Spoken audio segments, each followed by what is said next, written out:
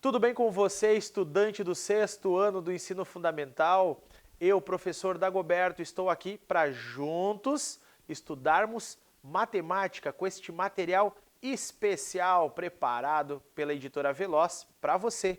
Então, quero convidar você nesse nosso encontro a pegar o seu material de estudos e ir direto à questão número 13, que está na página 15 do seu caderno de estudos. Diz assim essa questão: o número 436 é divisível por... Como que nós saberemos por quanto o 436 é divisível? Se é por 4, por 5, por 6 ou por 9? Vamos observar este número? Então, primeiro passo, né? Para o número ser divisível por 4, vamos lá? Vamos anotar o nosso número? 436. Para que ele seja divisível por 4, é necessário que os dois últimos algarismos também sejam divisíveis por 4. Então, só vamos olhar para os dois últimos algarismos. Nesse caso, os dois últimos formam o número 36. Então, o 36 é divisível por 4? Ele é um múltiplo de 4? Sim, porque pela multiplicação sabemos que 4 vezes 9 é 36. Então, o 436 é divisível por 4. Então, nós já temos essa opção ali nas nossas alternativas, na letra A. Mas, por que ele não pode ser divisível por 5? Porque para ser divisível por 5, ele precisa terminar em 0 ou terminar em 5. Como ele termina em 6, ele não é divisível por 5. Para ser divisível por 6, é necessário que ele seja divisível por 2 e por 3. E o 436, ele não é divisível por 6. Como que nós podemos descobrir isso? Apenas somando os algarismos. Por exemplo, 4 mais 3 mais 6. 4 mais 3 dá 7 e mais 6 dá 13. O 13 não é múltiplo de 3. Então, por causa disso, ele não é divisível por 3. E se ele não é divisível por 3, ele não pode ser divisível por 6. Porque, como eu falei anteriormente, para que ele seja divisível por 6, é necessário ser por 2 e por 3. E para o número 9, nós temos o mesmo critério. A soma dos algarismos dá 13. E para ser divisível por 9, a soma dos algarismos tem que dar 9, 18, 27, ou seja, múltiplos de 9. Por isso, ficamos com a alternativa A. Espero que você tenha gostado dessa questão, porque realmente ela é uma questão muito legal de nós aprendermos sobre critérios de divisibilidade. Agora, vamos acompanhar mais uma questão do nosso material? Esta questão também está lá na página 15 do nosso material. Diz assim: assinale a alternativa que corresponde a um número que é múltiplo de 5 e 10 ao mesmo tempo. Nós sabemos o que é necessário para que um número seja múltiplo de 5? Para que o número seja múltiplo de 5, é necessário que ele termine em 0 ou 5, ok? Então, já começa por aí. Nós temos ali uma alternativa que não termina em 0 ou 5. Ela já está fora das nossas respostas possíveis. Para que o número seja divisível por 10, ele tem que terminar em 0. Então, nós devemos perceber o seguinte: se os números que são múltiplos de 5 terminam em 0 ou 5 e os números múltiplos de 10 terminam em 0, vamos pensar o que é necessário para ser múltiplo ao mesmo tempo de 5 e de 10. Você consegue identificar qual é esse critério? Esse critério é que o número termine em 0, porque assim ele vai ser divisível ao mesmo tempo por 5 e por 10. Neste caso, olhando para as nossas alternativas, você consegue identificar qual é a resposta correta? Qual é o número que satisfaz exatamente essa condição? Pensou um pouquinho? Vamos lá? Marcou aí? Vou dar um tempinho para você analisar com calma.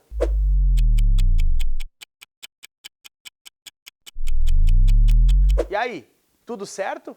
Marcou a alternativa correta? Espero que você tenha chegado à conclusão da letra B, 210, porque ele termina em 0. Sendo assim, ele é divisível por 5 e também por 10.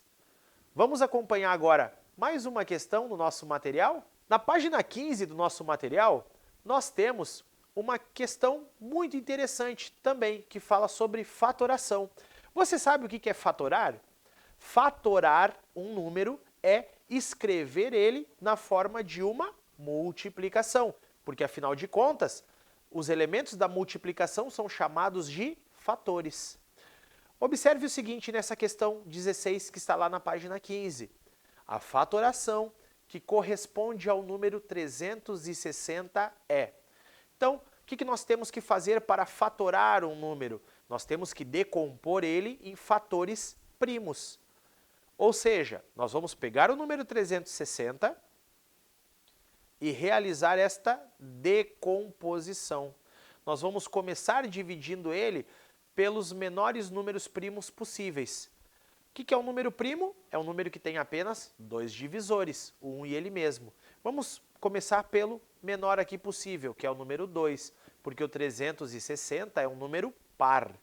Então, dividindo por 2, que é o nosso único número par, que é primo, nós teremos exatamente 180.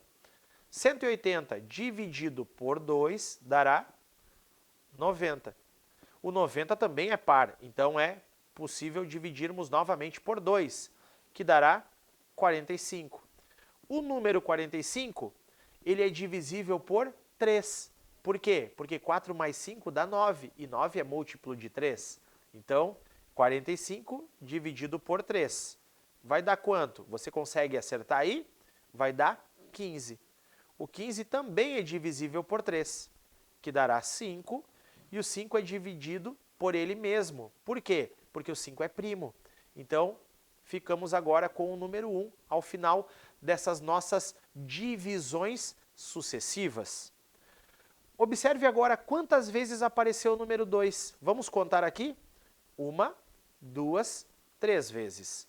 Então, nós temos exatamente o número 2, o 360, equivale ao número 2 elevado à terceira potência, ou seja, elevado ao cubo, vezes... Quantas vezes apareceu o número 3? O número 3 apareceu 1, 2 vezes. Então, vezes 3 elevado ao quadrado, ou segunda potência. E por último, o número 5, que aparece apenas uma vez. O que caracteriza, então, como alternativa correta, a letra D. E agora eu quero convidar você a acompanhar comigo mais uma questão no nosso material. Vamos observar a questão 18 do nosso caderno de estudos, que está na página 16. Diz assim essa questão: qual o algarismo deve substituir a letra A de modo que o número 2, 3, 4, 5A seja um múltiplo de 6? Então, aqui nós temos exatamente esse número com os algarismos 2, 3, 4, 5, e aqui nós temos no final um algarismo representado pela letra A. Nós temos que trocar esta letra A por um algarismo para ser múltiplo de 6. Então, o que é necessário para ser um múltiplo de 6? Para que um número seja múltiplo de 6, nós vamos anotar exatamente essa característica. Para ser múltiplo de 6, é necessário que ele seja múltiplo ao mesmo tempo do 2, ou seja, múltiplo de 2 e múltiplo de 3, certo? Por quê? Porque 2 vezes 3 é 6. Então, temos que pensar que esse nosso número, para ser múltiplo de 6, tem que ser múltiplo de 2, ou seja, ele tem que ser um valor par. O último algarismo deve ser par. Observando as nossas alternativas, nós temos ali 2 números ímpares. Então, eles já estão fora das nossas possibilidades. Porque, afinal de contas, se terminar com 1 ou com 3, nós não teremos uma divisibilidade por 2. Vamos pensar então que nós temos ali agora só duas alternativas. Mas afinal de contas, professor, como eu faço para saber exatamente quando um número é múltiplo de 3 ou quando ele é divisível por 3? Para que isso seja possível, é necessário que a soma dos algarismos também seja um múltiplo de 3. Vamos fazer esta soma então dos algarismos que nós temos. 2 mais 3 mais 4 mais 5. Somando esses algarismos até agora, temos 2 mais 3, 5. 5 mais 4, 9. E 9 mais 5, 14. Então, o próximo múltiplo que nós teríamos ali, né, pensando nesta forma, seria o 15, mas 15 teria que somar mais 1. Então, não podemos, né, ter o 1. Nós poderíamos também, nesse caso agora, pensar o quê? Que o próximo múltiplo, então, teria que ser, além do 15, o 18. Para nós chegarmos até o número 18, nós temos que somar ao 14 exatamente mais 4. Somando mais 4 unidades ao 14, nós chegaríamos ao próximo múltiplo de 3, já que o 15 não pode, porque terminaria com um valor ímpar. Então, para chegar ao 18, vamos somar 4. Ou seja, nosso algarismo, que está ali representado pela letra A, deve ser substituído exatamente pelo número 4, ou pelo algarismo 4. Ficaríamos assim, então, 2, 3, 4, 5, 4. Ou seja, 23.454. Que é o que nós encontramos exatamente como alternativa à letra D. Então, o nosso algarismo ali seria o algarismo 4, porque acrescentando 4 à soma que nós já teríamos, chegaríamos ao 18, que é o nosso múltiplo de 3. E tem que ser 4 porque 4 também é par e satisfaz a condição de ser divisível por 2.